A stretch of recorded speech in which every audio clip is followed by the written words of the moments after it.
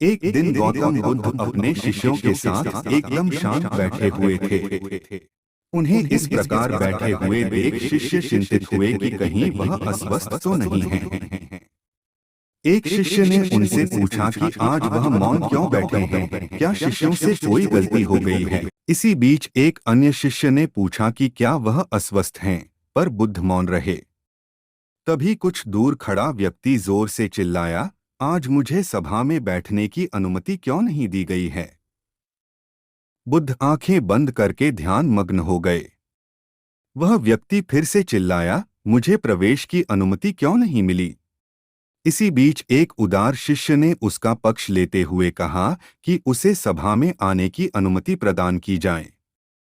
बुद्ध ने आंखें खोलीं और बोले, नहीं, वह अछूत है, उसे आज्ञा नहीं दी जा सकती। यह सुनकर शिष्यों को बड़ा आश्चर्य हुआ।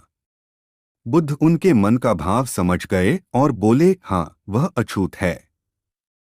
इस पर कई शिष्य बोले, हमारे आश्रम में जात पात का कोई भेद ही नहीं, फिर वह अछूत कैसे हो गया। तब बुद्ध ने समझाया, आज वह क्रोधित होकर आया है।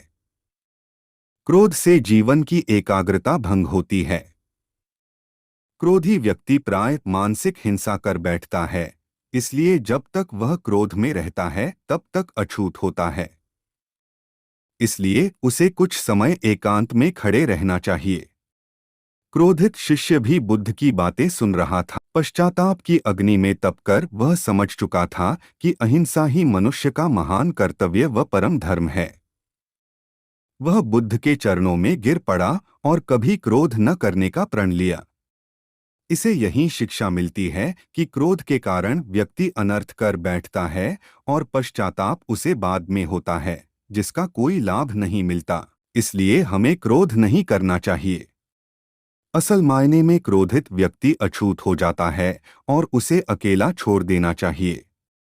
क्रोध करने से तन, मन और धन तीनों की हानि होती है। क्रोध से ज्यादा हानिकारक कोई और वस्तु नहीं है। अधिक सच्ची कहानियों के लिए चैनल को सब्सक्राइब करें।